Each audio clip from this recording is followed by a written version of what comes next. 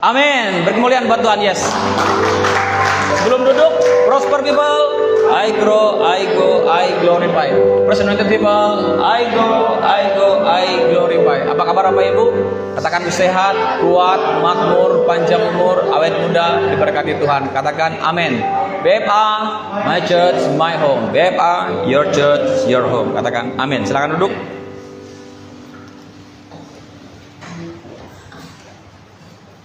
Ya, seperti biasanya katakan aku anak kesayangan Bapak.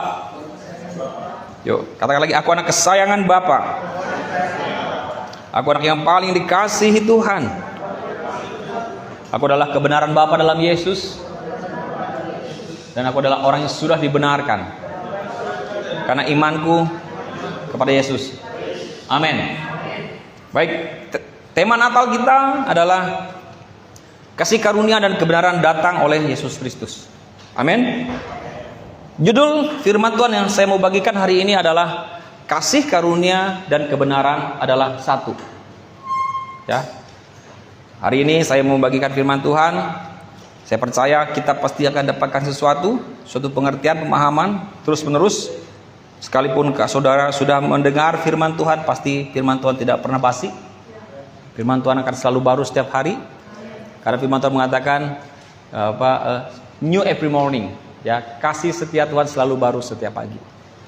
Amin. Sebelum kita baca ayatnya, Bapak Ibu Saudara sekalian, kita sering mendengar orang mengatakan bahwa makna daripada kelahiran Yesus di kandang domba di tempat yang hina itu sebuah gambaran atau lambang bahwa menggambarkan tentang suatu kesederhanaan, betul ya? Sederhanaan supaya bahkan orang mengatakan, nah itu hal-hal yang sudah pengertian yang saya sudah dapatkan beberapa tahun yang lalu, mengatakan bahwa karena dia lahir di kandang yang domba, kandang binatang, ya, bahkan ada palungan itu adalah dulang.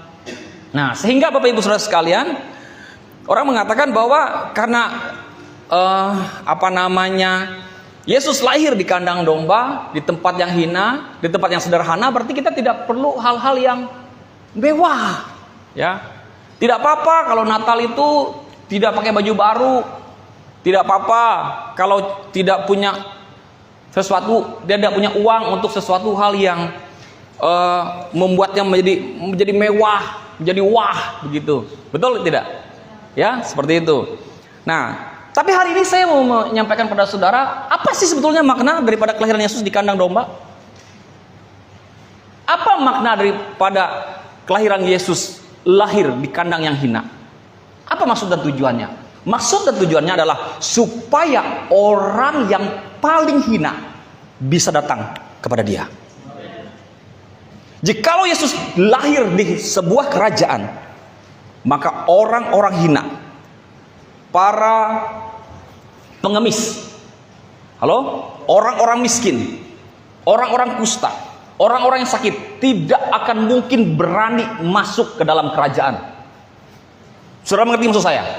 Nah, itulah artinya kenapa Yesus harus lahir di kandang yang hina, supaya setiap golongan strata manusia bisa datang kepadanya, bahkan yang paling terhina pun, yang hina pun bisa datang kepada Yesus. Buktinya, domba, bukan domba, begambala maksud saya, datang kepada Yesus, betul? Ke dalam kandang itu, dan itu gambaran kepada orang-orang yang biasa, gambaran manusia yang biasa seperti kita. Dan ada juga yang mewakili orang-orang yang terhormat. Siapa mereka? Orang-orang Majus, orang-orang yang memiliki kedudukan, jabatan, orang-orang yang hebat pun datang kepada Yesus. Artinya apa? Semua orang, semua lapisan masyarakat bisa datang kepada Yesus. Itu makna daripada Yesus lahir di kandang domba yang hina, supaya orang yang paling hina pun di dalam dunia ini bisa datang kepada Yesus. Amin. Itu dia, itu luar biasa. Amin. Makanya Yesus lahir di sana. Tuhan buat bukan suatu kebetulan, dengan maksud dan tujuan supaya setiap orang bisa datang pada Yesus. Makanya dia katakan, barang siapa datang kepadaku, Barang siapa berarti siapa saja. Betul? Tidak binasa, melainkan beroleh hidup yang kekal. Saudara saja, ya, kita saja di sini coba ya datang ke rumah Bapak Bupati, rasanya penuh dengan keseganan. Betul nggak? Pur datang ke rumah Bupati, pasti pulang pikir-pikir ya. Betul nggak? Datang ke rumah Bupati, baru Bupati, Bapak Ibu. Apalagi itu presiden. Kalaupun kamu berani, belum tentu bisa masuk. Kau tegi janji. Seandainya Yesus lahir di sebuah kerajaan. Sudah mengerti maksud saya? Sudah mengerti maksud saya? Penuh dengan protokol. Tidak semua orang bisa datang menghampiri, melihat Yesus. Tetapi karena dia lahir di kandang yang hina, maka tidak ada protokoler. Ya, tidak ada kasubag protokol. Nggak ada kasubagnya di sini. Yang harus menanyakan saudara, tidak ada ajudan yang harus menanyakan kepentingan saudara. Semua orang boleh silahkan datang dan lihat, ini dia Yesus. Kita nyanyikan lagu dulu, mainkan kunci C. Amin. Ya, sebelum kita lanjut, Yesus telah lahir ke dalam dunia ini. Setiap Natal Bapak Ibu saya nyanyikan lagu ini. Ya. Kunci C.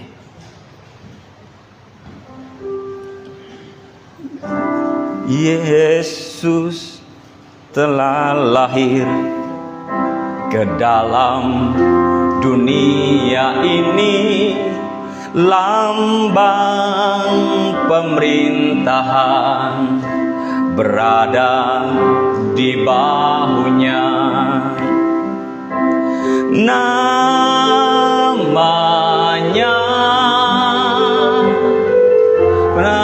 Penasehat ajaib, Allah yang perkasa, Bapa yang kekal, Raja damai. Semua manusia pujilah dan sembah Dia, glory bagi Dia, haleluya, amin. Lagunya belum muncul? Sudah lama, yuk kita nyanyikan lagi. Yesus telah lahir ke dalam dunia ini, lambang pemerintahan berada di bahunya. Namanya Penasehat ajaib. Namanya Penasehat ajaib, Allah yang perkasa, Bapa yang kekal, Raja damai. Semua manusia pujilah dan sembah Dia, glory bagi Dia, haleluya, amin. Sekali lagi, mumpung teksnya ada. Dua kali lewat nggak bisa. Ulang nanti dulu. Saya yang mulai, 1, 2, 3. Yesus telah lahir ke dalam dunia ini, lambang pemerintahan berada di bahunya. Namanya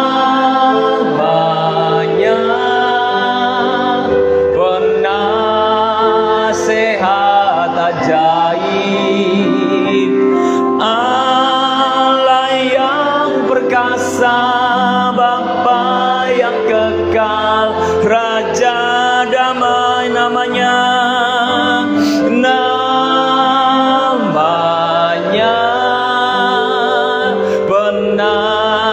nasihat ajaib, Allah yang perkasa, Bapa yang kekal, Raja damai. Semua manusia pujilah dan sembah Dia, glory bagi Dia, haleluya, amin. Amin. Yesus telah lahir dalam dunia ini, amin. Lambang pemerintahan ada di bahunya. Baik, kita buka firman Tuhan Yohanes 1 ayat 17. Sebab hukum Taurat diberikan oleh Musa, tetapi kasih karunia dan kebenaran datang oleh Yesus Kristus. Amin. Tuhan melihat bahwa kasih karunia itu adalah sebuah kemurahan Tuhan yang tidak diupayakan. Amin. Dan kasih karunia dan kebenaran itu adalah sebagai satu hal yang sama, ya, yang tidak dapat dipisahkan. Perhatikan, dikatakan bahwa kasih karunia dan kebenaran, perhatikan, kasih karunia dan, bukan atau, tetapi dan, menjadi satu, Bapak Ibu. Dikatakan di situ bahwa kasih karunia dan kebenaran ada di sisi yang sama, dan semuanya itu berasal dari Yesus Kristus. Amin. Dalam bahasa Yunaninya, dalam bahasa aslinya, karena bahasa Alkitab terjemahan perjanjian baru itu ditulis dalam bahasa Yunani, ya. Kasih karunia dan kebenaran ini, Bapak Ibu, merujuk pada satu unit tunggal, ya, bukan jamak, tetapi dia tunggal, ya, karena diikuti kata datang, ya. Dikatakan kasih karunia dan kebenaran datang. Jadi kata kasih karunia dan kebenaran ini datang, artinya ada satu unit tunggal yang diikuti oleh kata datang, ya. Saudara perhatikan, dengan kata lain, Bapak Ibu, bahwa di mata Tuhan kasih karunia dan kebenaran itu adalah sesuatu yang sama. Kalau dalam bahasa Indonesia itu sinonim, hal yang sama. Bagaimana maknanya? Bagaimana maksudnya? Ya, kasih karunia adalah kebenaran, dan kebenaran adalah kasih karunia. Kasih karunia itu adalah kebenaran Tuhan, dan kebenaran Tuhan yang diberikan kepada kita adalah kasih karunia-Nya. Ketika Yesus berhadapan dengan Pontius Pilatus, menurut kamu, ketika mereka bertanya, siapakah itu kebenaran? Dia katakan, akulah kebenaran. Amin. Dan Yesus juga berbicara, mengatakan bahwa dialah sang kasih karunia. Kasih karunia itu adalah diri Yesus itu sendiri. Kebenaran itu adalah Yesus itu sendiri. Jadi kenapa saya mengatakan kasih karunia dan kebenaran itu adalah satu? Karena kasih dan karunia dan kebenaran itu adalah Yesus itu sendiri. Amin. Kadang kita mungkin mendengar, Bapak Ibu, ada orang yang mengatakan memang baik jika kita mengkhotbahkan kasih karunia, tetapi juga kita harus memberitakan tentang kebenaran. Itu seakan-akan membuat kasih karunia dan kebenaran itu adalah dua hal yang berbeda, walaupun sesungguhnya kedua-duanya itu adalah satu dan sama, ya. Kita tidak bisa memisahkan kasih karunia, kemudian satunya kasih karunia, satunya kebenaran.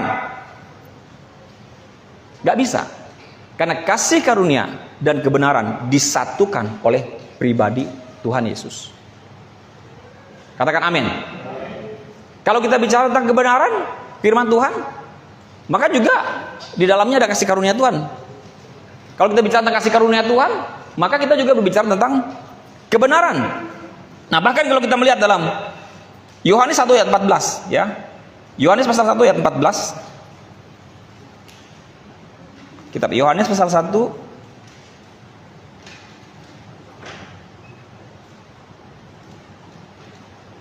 ayat 14.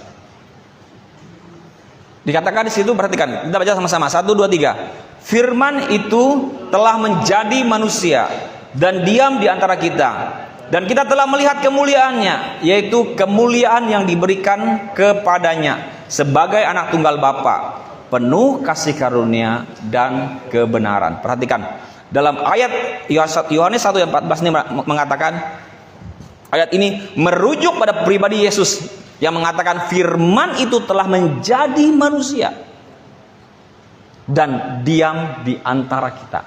Dan dikatakan bahwa firman itu penuh dengan kasih karunia dan kebenaran. Amin. Dia katakan diam di antara kita, dan kita telah melihat kemuliaannya. Kemuliaan firman itu, siapa firman itu? Yesus. Amin. Yaitu kemuliaan yang diberikan kepadanya sebagai anak tunggal Bapa. Dikatakan penuh kasih karunia dan kebenaran. Jadi jikalau hidupmu hari ini ada di dalam Yesus dan Yesus ada di dalammu, hidupmu dipenuhi dengan kasih karunia dan kebenaran Tuhan. Kita tuh sebetulnya tidak menyadari hidup kita itu mengalami kasih karunia, karena kita tidak diarahkan ke berpikir ke arah situ, sehingga kita merasa bahwa itu hanya sesuatu yang biasa saja. Padahal itu adalah kasih karunia. Kalau saudara bisa melihat, menarik ke belakang bagaimana perjalanan cerita hidup saudara itu dari sejak kecil, bahkan hidup saudara itu penuh dengan kasih karunia dan kasih karunia, penuh dengan kebenaran Tuhan yang menuntun saudara mengalami kebenaran dan mengalami kasih karunia Tuhan. Saya tadi sebelum berangkat, saya juga sering saksikan pada Ken, yang Ken kan sangat aktif di Pramuka. Jeb juga dulu, cuma ya gara-gara COVID itu jadi tidak terlalu ini ya, sebentar ya. Saya bilang saya dulu ikut Jambore Nasional. Saya cerita, Jambore Nasional itu semacam kayak suatu event pramuka yang paling bergensi, kayaknya paling puncaknya sudah ya. Bagi saya, bagi orang-orang pramuka mungkin. Memang ada LT, ada lomba tingkat, ada Raimuna, ada apa lagi ya istilahnya itu, bahasa-bahasa dulu itu, bahasa pramuka itu. Nah, tapi saya, dan waktu seleksi di provinsi itu, Bapak Ibu, Gudep kami itu mengirimkan beberapa orang, dan yang dipilih itu cuma 30 orang. Dan nama saya nomor 31. Nama saya nomor 31. Ya nggak dapat dong, ya kan? 30 orang. Nah, teman saya satu Gudep, ya, kemarin waktu kami pulang dari Kurun, saya teleponan dengan satu teman, dengan Jessico. Ternyata teman saya satu Gudep itu yang seharusnya ikut Jamnas itu juga di situ, dan telepon-telepon, dan kami bercerita mengingat memori kami waktu zaman pramuka dulu. Dia bilang, kan saya kan mengundurkan diri waktu ikut Jambore Nasional. Jadi gara-gara dia mengundurkan diri, dilarang ibunya. Saya baru tahu itu karena dilarang ibunya ikut Jambore Nasional. Jadi sayalah yang menggantikan dia. Dan saya kasih tahu pada saudara, itulah kasih karunia. Amin. Saya tidak tahu, saya cuma kelas 2 SMP, Bapak Ibu, masih kelas 2 SMP. Ikut aja pramuka, polos-polos aja dari kelas 1 SMP sudah aktif ikut pramuka. Ya, kemah di mana-mana juga. Yang namanya persami, perjum sami itu sudah saya ikuti. Ya kan? Masuk parit, digosok pakai arang, dikasih arang campur minyak. Di muka ini ditakut-takutin, dikasih buat hantu-hantu jalan malam-malam gelap-gelap. Apalagi di hutan di SMP 4 sana dulu. Belum ada jalan Setaji, itu belum keserame ini. Masih hutan sekali. Di jalan karet itu cuma 2 rumah aja, rumah kami sama 1 rumah orang aja di situ. Lewat di tengah-tengah situ. Ya kan? Jadi seperti itu. Nah, jadi Bapak Ibu Saudara sekalian, waktu seleksi itu saya tidak dapat, tetapi teman saya namanya Joko, ya. Ternyata dia mundurkan diri, dan nama saya nomor 31, dan kebetulan juga saya satu Gudep, saya satu gugus depan dengan dia, sama-sama dari SMP 4 Palangkaraya. SMP 4 Palangkaraya itu sudah nggak ada lagi, Bapak Ibu. Kampus sekolah saya dulu itu sudah menjadi SMP 6 sekarang. Jadi kalau saya jadi bupati, gubernur, presiden, ijazah saya palsu karena sekolahnya sudah nggak ada lagi. Nggak, itu hanya bercanda. Pokoknya sekolah SD saya di Kapuas sudah hilang, sudah jadi bangunan apa, ya kan? Sudah hilang sekolah SD saya. SDN 108. Sekolah saya SMP 4 Palangkaraya sudah nggak ada lagi. Bangunannya masih ada tapi namanya SMP 6. Ya, SMA-nya aja masih ada, SMA 1 ya. Oke. Itu kasih karunia Bapak Ibu. Saya hanya bisa ikut Jambore Nasional ya. Pulang dengan bekal seadanya, kembali hanya sisa uang 1.500. Kasihannya anakku ini, kata bapakku. Aduh, puji Tuhan. Pulang-pulang dapat hadiah sepeda federal. Oh, kasih karunia. Amin. Nah, jadi begitu Bapak Ibu. Jadi kita itu sebetulnya tidak menyadari hidup kita itu sebetulnya penuh dengan kasih karunia. Cuma kita nggak tahu namanya, nggak tahu judulnya, nggak tahu bahasanya. Itu adalah grace, itu adalah kasih karunia. Itu adalah kebenaran Tuhan yang Tuhan berikan kepada saudara. Amin. Saudara dapat kemurahan, lagi berurusan sesuatu, tiba-tiba ada orang datang dan tolong saudara. Saudara sering seperti itu kan? Itu kasih karunia Tuhan. Tuhan bekerja melalui orang-orang. Seperti Boas memerintahkan para hamba-hambanya untuk sengaja taburkan jelai gandum untuk Rut. Seperti itu juga Tuhan mengirim orang-orang menolong saudara. Itulah kasih karunia. Cerita Rut dan Boas, gambaran tentang kasih karunia Tuhan. Amin. Hari ini saya mau ajak saudara mengerti bahwa Natal berbicara tentang Yesus telah datang dalam dunia ini. Yesus telah lahir. Tapi ingat baik-baik, Yesus bukan lagi bayi. Yesus sudah jadi raja di atas segala raja. Kita hanya mengingat dia, mengingat kelahirannya. Tapi satu hal makna penting daripada Natal adalah bahwa Yesus lahir, dan kelahirannya saat ini tidak hanya berbicara tentang dia lahir dalam dunia, tapi dia lahir dalam hati saudara dan saya. Amin. Bagaimana cara Yesus lahir dalam hati saudara dan saya? Bagaimana caranya? Saya sering kali sampaikan hal ini Bapak Ibu Saudara sekalian. Di zaman dulu Tuhan tidak hadir secara permanen dalam diri manusia. Tuhan tidak pernah menetap tinggal dalam hati manusia. Kadang Tuhan datang memenuhi manusia, memenuhi nabi, memenuhi Musa, memenuhi Yosua, memenuhi siapa? Nabi-nabinya, Yeskiel, Yesaya. Kemudian dia pergi, tidak permanen. Apa alasannya? Kenapa Tuhan tidak bisa menetap tinggal dalam diri manusia secara permanen? Karena manusia masih belum ditebus. Karena manusia itu berdosa dan belum ditebus. Yesus belum lahir, Yesus belum mati. Ingat Bapak Ibu Saudara sekalian, ketika Yesus hadir dalam dunia ini, kematiannya tidak akan mungkin terjadi jika tidak ada kelahirannya. Tetapi kita harus membuat satu rangkaian cerita bahwa kelahiran Yesus sampai dia hidup, sampai dia bertumbuh menjadi besar, menjadi dewasa, melakukan banyak mujizat, kemudian mati di kayu salib, kemudian dia naik ke sorga. Dan apa yang dia lakukan? Dia berjanji dia akan memberikan Roh Kudus kepada manusia. Amin. Nah, ketika dia sudah mati di kayu salib, dia menebus dosa manusia. Di dalam tata cara hukum Taurat, bahwa untuk menguduskan suatu benda atau menguduskan seseorang, itu harus memakai darah domba. Kita mengetahui bahwa desain rencana Allah dari sejak mula sudah Tuhan buat. Dari sejak mula bagaimana cara menutup atau menguduskan manusia. Sewaktu manusia jatuh dalam dosa, manusia berusaha untuk menutupi dosanya, menutupi ketelanjangannya dengan membuat apa? Membuat cawat, membuat baju, memakai daun pohon ara. Tapi Tuhan tidak berkenan akan hal itu. Dia membuangnya, dia memotong hewan, dia memotong binatang, dan darahnya tercurah. Betul? Dan dia membuat baju buat Adam dan Hawa, memakai kulit dari hewan itu. Dan saudara tahu bahwa kulit dan hewan itu penuh dengan darah, dan itu yang dipakaikan kepada Adam dan Hawa. Itu gambaran tentang apa? Gambaran tentang bahwa Tuhan membungkus dosa manusia dengan darahnya. Dan ketika Yesus mati di kayu salib, Bapak Ibu Saudara sekalian, dia menguduskan kita. Beberapa ayat dikatakan di dalam, coba kita buka dalam Ibrani 10 ayat 10 kemarin. Manusia berdosa, Betul?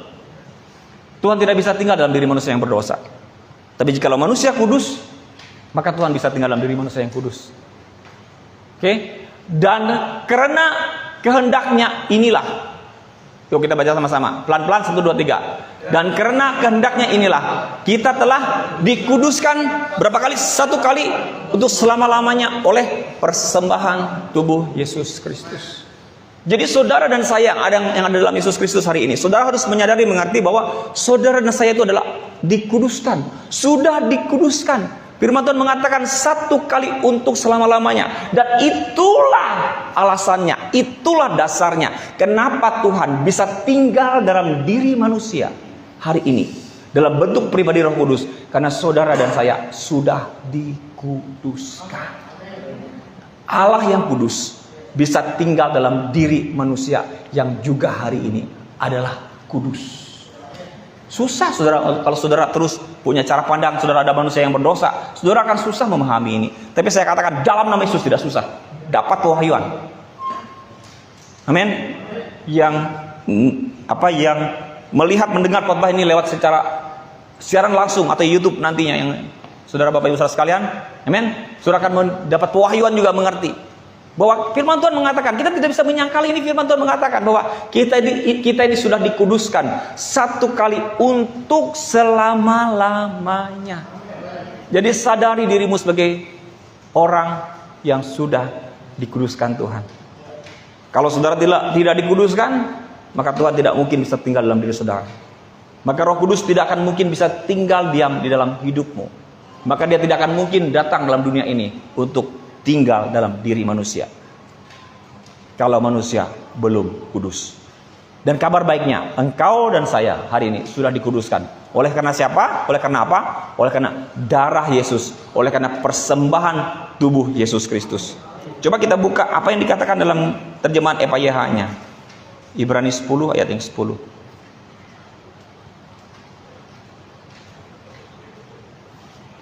Menurut rencana yang baru ini, EPYH, gak apa-apa saudara kalau nggak bisa ini, dengar saya saja, ya.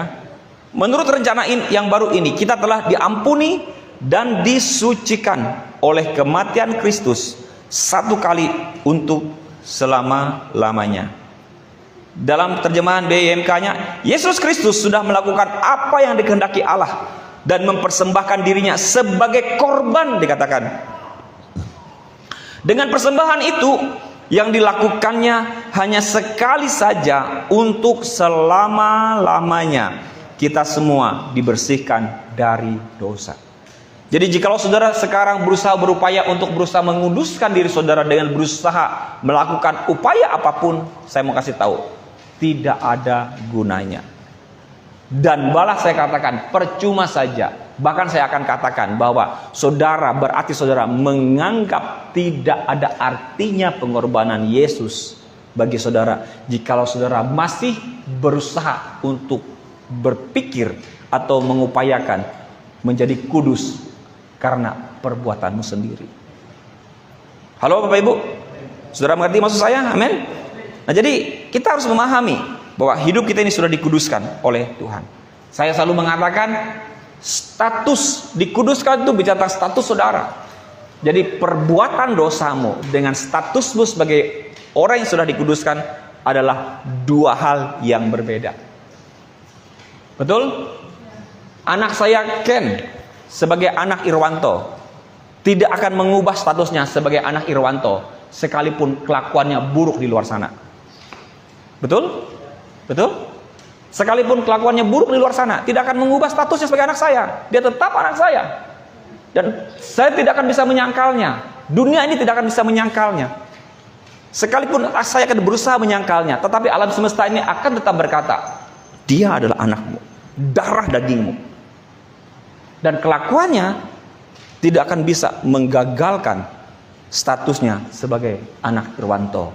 Demikian juga kelakuanmu, perbuatan dosamu tidak akan bisa menggagalkan statusmu sebagai orang yang sudah dikuduskan dan dibenarkan Tuhan. Amin. Oleh sebab itu, karena kau menyadari dirimu sebagai orang yang sudah dikuduskan dan dibenarkan Tuhan, maka saudara tidak akan mungkin berbuat dosa. Tidak akan mungkin berkelakuan buruk. Misalnya kayak Ken, papa gue kan pendeta, statusku tuh anak pendeta, apa ya gue kan? Masa saya bikin macam-macam? Saudara mengerti maksud saya? Masa saya berkelakuan buruk? Saya kan anak pendeta. Nah, karena dia menyadari statusnya sebagai anak pendeta, makanya dia tidak akan berbuat yang macam-macam. Sama dengan kita, karena kita menyadari diri kita sudah dibenarkan, punya status sebagai orang benar, orang kudus, maka kita akan menahan diri kita untuk berbuat dosa. Tetapi kalau kita selalu berkata bahwa status kita, aku manusia yang berdosa, saya adalah orang yang berdosa. Nah, kalau kita terus berpikir seperti itu, status sebagai manusia yang berdosa, wajar saja saudara terus bikin dosa dan tidak akan pernah berhenti berbuat dosa. Oleh sebab itu saya berkata kepada saudara, tetap hidup memahami status sebagai orang yang sudah dibenarkan. Amin. Jadi ini ya Bapak Ibu, saya mau menekankan kepada saudara, kasih karunia dan kebenaran datang bersama melalui pribadi dan pelayanan Yesus. Ya, kasih karunia itu Bapak Ibu bukan doktrin. Doktrin itu apa? Doktrin itu pengajaran. Kasih karunia itu bukan pengajaran, tetapi kasih karunia itu adalah pribadi Yesus itu sendiri. Ketika saya sedang mengkhotbahkan tentang kasih karunia, saya tidak sedang mengajarkan saudara tentang kasih karunia. Saya sedang mengkhotbahkan Yesus. Yesus itulah yang saya khotbahkan. Ketika saya mengajarkan tentang kasih karunia, ketika saya mengkhotbahkan tentang kasih karunia, saya melihat Yesus. Saya melihat keindahan Yesus. Saya melihat pribadi Yesus yang sesungguhnya. Amin. Nah, dan hal ini justru bertentangan Bapak Ibu dengan hukum Taurat yang diberikan melalui Musa. Firman Tuhan mengatakan, coba kembali ke Yohanes 1 ayat 17. Ya. Kasih karunia ini bertentangan dengan hukum Taurat yang diberikan melalui Musa di Gunung Sinai. Kita dapat melihat Bapak Ibu, Tuhan sangat tepat. Dia sangat tepat dalam berurusan dengan kedua perjanjian ini. Ya. Dan kita tidak boleh mencampur adukan keduanya. Saudara tidak boleh mencampur adukan hukum Taurat dan kasih karunia. Ingat baik-baik, hukum Taurat tidak hanya berbicara tentang hukum yang tertulis, tapi hukum Taurat adalah hukum Taurat modern yang kita bisa pahami hari ini. Hukum Taurat itu adalah sesuatu yang dimana kita berusaha untuk mendapatkan dengan cara melakukan. Kalau saya tidak melakukannya, maka saya tidak mendapatkannya. Itu hukum Taurat. Ya, misalnya contohnya, ya, banyak melakukan perbuatan baik supaya saya dapat pahala lebih banyak. Nah, itu hukum Taurat. Banyak berbuat amal supaya saya dapat berkat lebih banyak. Itu hukum Taurat. Tetapi kasih karunia berbeda. Karena kita sudah diberkati Tuhan, ya, karena kita sudah diberikan kebaikan oleh Tuhan, makanya kita berbuat baik. Perbuatan baik kita, perbuatan amal kita, perbuatan memberi kita lakukan bukan didasari oleh karena berusaha untuk mendapatkan sesuatu dari Tuhan, tetapi karena kita sudah mendapatkan sesuatu dari Tuhan. Nah, ketika kita berusaha melakukan perbuatan baik kita, ya, perbuatan amal kita, atau berbuat apapun dengan tujuan untuk berusaha mendapatkan sesuatu dari Tuhan, itulah yang saya sebut dengan hukum Taurat. Nah, saya sebut itu dengan hukum Taurat modern. Amin, Bapak Ibu. Halo? Jadi bagaimana caranya? Apakah kita tidak perlu berbuat baik? Tetap berbuat baik. Tetap beramal, tetap berbuat amal. Tetap menabur, memberi, tetap. Tetapi dasarnya bukan untuk mendapatkan sesuatu dari Tuhan, tetapi dasarnya adalah karena engkau sudah mendapatkan sesuatu dari Tuhan. Itu dasarnya. Itu yang harus saudara mengerti, memahami konsep daripada kasih karunia dan hukum Taurat. Ya kan? Ya kan? Nih Wiwin, kan? Tinggal sama Pak Amban, sama Ibu Eva. Baik nggak mereka? Kira-kira ada nggak rencana dalam hatimu berbuat jahat kepada mereka? Tidak ada. Karena apa kamu tidak mau berbuat jahat? Karena mereka sudah berbuat baik. Itu dasarnya. Kita tidak akan mau berbuat jahat kepada Tuhan, karena kita tahu Tuhan sudah berbuat baik kepada kita. Amin. Itulah. Jadi konsep inilah yang harus kita ubah. Kita changing mind, mengubah cara pandang kita. Kalau kita tahu bahwa orang sudah berbuat baik dengan kita, masa kita berbuat jahat dengan dia? Kalau kita tahu Tuhan sudah sangat baik sama kita, sudah memberkati kita, memberikan kasih karunia buat kita, memberikan kita pertumbuhan, memberikan kita sekolah, memberikan kita jodoh, memberikan kita pekerjaan, memberikan kita keluarga. Begitu banyak kebaikan Tuhan. Bahkan ada lagu dengan apa kan ku balas. Nggak ada yang bisa kita lakukan untuk bisa membalas kebaikan Tuhan. Nah, karena kita sudah tahu tidak ada yang bisa kita lakukan untuk membalas kebaikan Tuhan, makanya kita tidak akan bikin jahat kepada Tuhan. Amin. Nah, itu dia. Jadi Bapak Ibu, Tuhan Yesus Bapak Ibu ya, tidak datang untuk memberikan kepada kita lebih banyak hukum lagi. Dia datang untuk memberikan kepada kita kasih karunia-Nya yang tidak kita upayakan. Yang itu adalah kebenarannya. Amin. Bapak Ibu. Jadi perjanjian kedua perjanjian itu, kasih karunia dan hukum Taurat, Bapak Ibu, hal itu tidak bisa kita campur adukan. Kasih karunia datang melalui Yesus. Hukum Taurat diberikan melalui Musa. Dan Yesus tidak bisa memberikan kepada kita lebih banyak hukum lagi. Ya. Dia datang untuk memberikan kepada kita kasih karunia-Nya. Dia tidak memberikan hukumnya. Yesus datang memberikan kebaikannya. Dia tidak memberikan kepada kita sesuatu yang harus kita upayakan. Halo? Tapi dia memberikan kepada kita bagaimana dia begitu baik kepada kita. Dan itu adalah kebenarannya. Amin.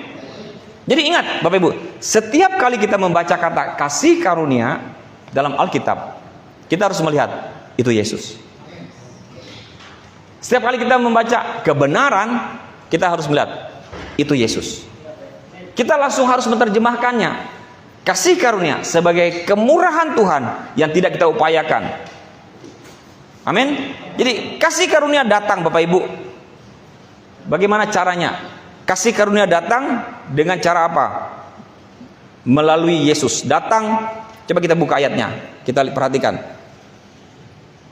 Sebab hukum Taurat diberikan oleh Musa, tetapi kasih karunia datang. Kata diberikan dan datang ini yang kita harus bisa memahami makna dan maksudnya. Oke? Kalau diberikan itu, ya diberikan. Misalnya sini Ken, kamu Ken. Ya kan?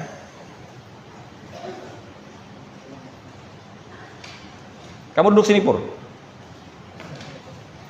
Duduk situ Pur. Supaya di sini aja, supaya kalian kedua kelihatan semuanya di ini. Iya. Iya kan? Jadi makna hukum Taurat diberikan oleh Musa itu Bapak Ibu, saya ini gambaran Allah yang memberikan hukum kepada manusia. Oke? Dan saya berikan melalui nabi namanya Musa. Ini kuberikan hukum ini, aturan ini kepada manusia, kamu kasih kepada manusia. Ipur mewakili semua manusia, kamu kasih ke Ipur. Oke. Terima kasih buat hukumnya. Ya. Oke. Nah, itu artinya hukum Taurat diberikan oleh Musa. Tetapi kasih karunia datang, kasih karunia dan kebenaran datang oleh Yesus Kristus, artinya apa? Saya nggak perlu lagi Ken, ngapain kamu? Sana jauh-jauh sana. Ya. Ngapain? Saya nggak perlu lagi manusia. Saya nggak perlu lagi Musa. Ya. Tuhan tidak perlu lagi Musa. Apa Musa? Tuhan langsung datang menjadi manusia. Dan dia katakan, sini manusia. Aku langsung datang kepadamu dan aku berikan kasih karuniamu. Aku berikan kebenaranku kepadamu. Itu perbedaan antara hukum Taurat diberikan oleh Musa dan kasih karunia datang oleh Yesus Kristus. Ibaratkan, oke silakan duduk. Makasih. Ibaratkan saya merekam suara saya titip sama Ken. Tolong suara saya nih, rekaman saya nih, kasih ke Ipur. Ya kasih ke Ipur. Itu diberikan oleh Musa. Tetapi datang oleh Yesus Kristus. Artinya apa? Saya tidak perlu lagi merekam suara saya. Saya langsung datang pada Ipur. Pur, nah dengar suara saya yang agak serak-serak ini, ya. Oke, Bapak Ibu. Jadi kita bisa memahami itu arti makna daripada kasih karunia dan kebenaran. Jadi hari ini saudara harus mengerti, memahami Natal berbicara tentang kasih karunia Tuhan datang, tinggal di dalam hatimu. Dengan cara apa? Tuhan menguduskan saudara. Dia lahir dalam hatimu. Engkau menjadi kudus. Dia tidak hanya lahir sebagai manusia, tapi dia juga lahir di dalam hatimu, dalam pribadi Roh Kudus. Amin. Saya tutup dengan satu bagian ini, Bapak Ibu Saudara sekalian. Semua agama adalah tentang manusia yang mencoba menjangkau Tuhan. Oke? Dengar baik-baik Bapak Ibu. Semua agama adalah tentang manusia yang mencoba menjangkau Tuhan dengan disiplin dan perbuatan baik. Tetapi dalam Injil kasih karunia, ya. Wah, sudah sudah diperbaiki lah. Kencang sudah. Oke, kedinginan. Oke, saya ulang Bapak Ibu. Semua agama adalah tentang manusia yang mencoba menjangkau Tuhan dengan disiplin dan perbuatan baik. Tetapi dalam Injil Yesus Kristus, yaitu Injil kasih karunia, Tuhan turun ke tempat kita untuk mengangkat kita ke tempatnya. Jadi semua agama itu adalah suatu ajaran yang berusaha untuk membawa manusia untuk berusaha untuk menjangkau, mencapai tempat Tuhan. Tetapi Injil Yesus Kristus atau Injil kasih karunia adalah di mana Tuhan sendiri datang ke dalam dunia ini dan membawa kita untuk datang ke tempatnya. Amin. Saya selalu ilustrasikan hal ini dengan saudara yang tidak pernah pergi ke luar negeri. Saudara pergi ke Amerika dengan dituntun oleh Diki, saya kira 100% saudara tidak yakin. Jangan kalau saudara, Dikinya pun tidak yakin. Dia tidak yakin akan sampai. Kenapa? Banyak alasannya. Naik pesawat aja baru 2 kali, PP Jakarta Bandung, balik Jakarta. Yang pertama, tidak bisa berbahasa Inggris, ya kan? Bujur Gi? Betul? Ya? Hah? Ya. Sampai bandara juga tempat troli barang masuk, situ juga dia masuk, nah kan?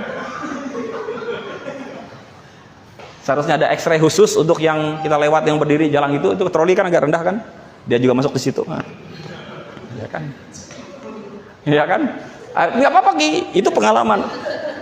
Semua kita mengalami kebodohan-kebodohan itu. Saya juga ada juga cerita-cerita kebodohan. Ya bukan kebodohan sih, kedunguan, bukan kedunguan juga. Kekiduan, nah itu yang lebih tepat. Kekiduan kata Pak.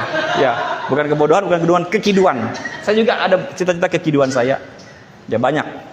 Oke? Bagaimana mungkin saudara yakin? Ya, dengan Diki membawa saudara bisa sampai ke sana. Ya. Atau pergi ke India. Tidak mungkin. Ya kan? Tetapi karena kemarin ada Pastor Jim Joy datang, orang India. Dia katakan, "Come to me. Ikut saya akan bawa saudara ke New Delhi," katanya. Saudara yakin bisa sampai? Pasti yakin. Kenapa? Karena dia orang India, berasal dari India. Dia datang dari India ke Indonesia dan dia membawa saudara ke India. Pasti sampai, yakin. Demikian juga Yesus. Satu-satunya Tuhan yang disembah oleh manusia di dunia ini, yang berasal dari surga, hanyalah Yesus. Tidak ada Tuhan. Cerita tentang kehidupan Tuhan yang disembah oleh manusia yang berasal dari surga hanyalah Yesus. Dia datang dari dunia, dari surga, turun ke dalam dunia. Tujuannya apa? Supaya dia bisa membawa manusia sampai ke tempatnya. Makanya tadi saya katakan semua agama adalah tentang manusia yang berusaha untuk menjangkau Tuhan dengan disiplin perbuatan dan perbuatan-perbuatan baik mereka. Mereka pikir mereka bisa mencapainya. Dan saya kasih tahu kabar buruknya, tidak ada manusia yang sanggup bisa mencapainya. Karena apa? Karena manusia penuh dengan dosa, kegagalan. Dan harus ada manusia yang berasal dari surga yang bisa membawa saudara ke sana, yang menguduskan saudara, yang mewakili saudara untuk mengatakan, aku yang akan mewakili mereka, menjadi seperti mereka, untuk membawa mereka datang kepadamu. Tuhan Yesus berkati. Amin.